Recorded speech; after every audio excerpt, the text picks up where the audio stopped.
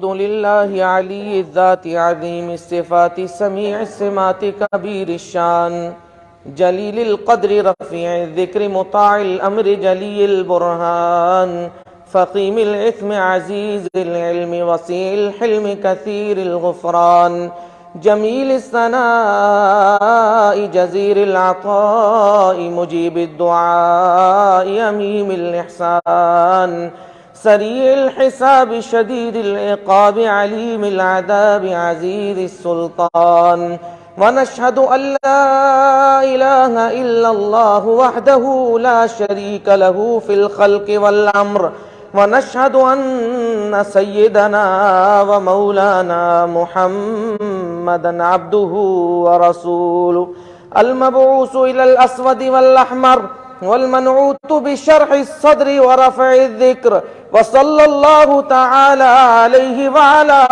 آله وأصحابه الذين هم خلاصة العرب الأرباب وخير الخلائق بعد الأنبياء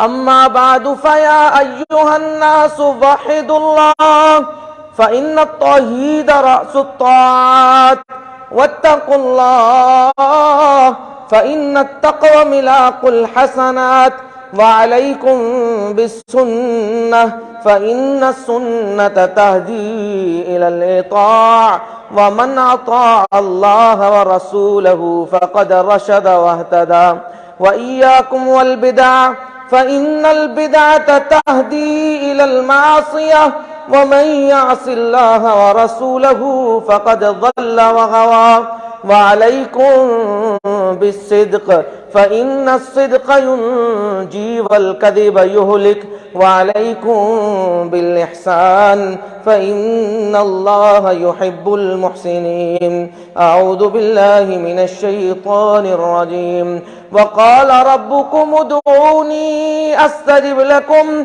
إن الذين يستكبرون عن عبادتي سيدخلون جهنم داخرين بارك الله لي ولكم في القرآن العظيم ونفعني وإياكم بالآيات والذكر الحكيم إنه تعالى جواد كريم ملك بر رؤوف رحيم.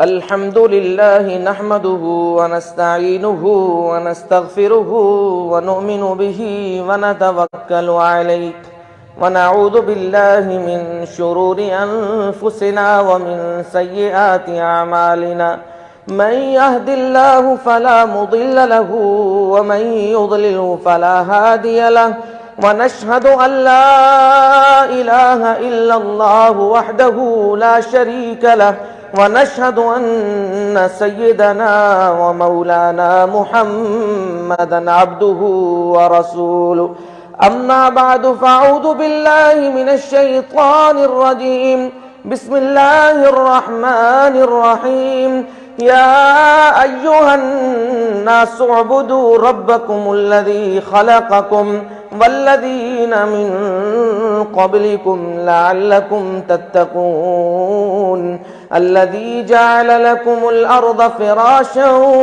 والسماء بناء وأنزل من السماء ماء فأخرج به من الثمرات رزقا لكم فلا تجعلوا لله أندادا وأنتم تعلمون اللهم أيد الإسلام والمسلمين اللهم أعز الإسلام والمسلمين اللهم انصر إخوان المستضعفين في كشمير وفلسطين وفي كل العالم اللهم انصرهم نصرا معزرا اللهم أيدهم تأييدا كاملا اللهم افتح لهم فتحا مبينا وبزدهم. اللهم اهزم الكفر والكافرين وأذل الشرك والمشركين. اللهم اهلك الهنود واليهود وأمريكا وإسرائيل الذين أخرجوا عبادك من ديارهم وظلموا عليهم وقتلوهم وقتلوا نساءهم وصبيانهم وخربوا بيوتهم وهدموا مساجدهم بيوتك. اللهم شدد شملهم وفرق جمعهم وزلزل أقدامهم وخالف بين كلمتهم وأنزل بهم بعثك الذي لا ترده عن القوم المجرمين يا خير الناصرين. انصرنا في أمور كلنا في ديننا ودنيانا يا قاضي الحاجات. اقض حاجاتنا كلها يا مسهل المشكلات. سهل مشكلاتنا كلها يا دافع البليات. ادفع بلياتنا كلها يا شافي الأمراض. اشفنا اشف مرضانا مرضى المسلمين شفاء كاملا عاجلا مستمرا. اللهم اعتق رقابنا من النار ورقاب آبائنا وأزواجنا وأمهاتنا من النار.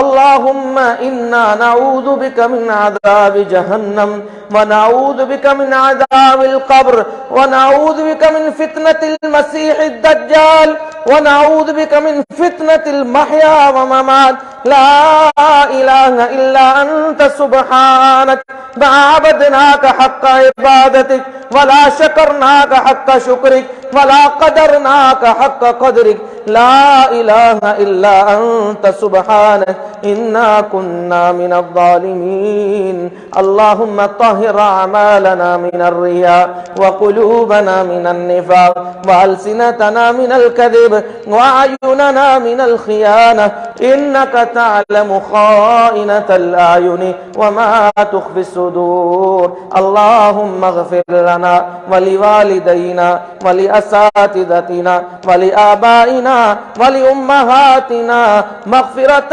تامة كاملة. اللهم أدخلهم الجنة جنة الفردوس وألحقهم بالصالحين وبالرفيق الأعلى. اللهم آمين يا رب العالمين. أعوذ بالله من الشيطان الرجيم. إن الله يأمر بالعدل والإحسان وإيتاء ذي القربى وينهى عن الفحشاء والمنكر والبغي يعظكم لعلكم تذكرون.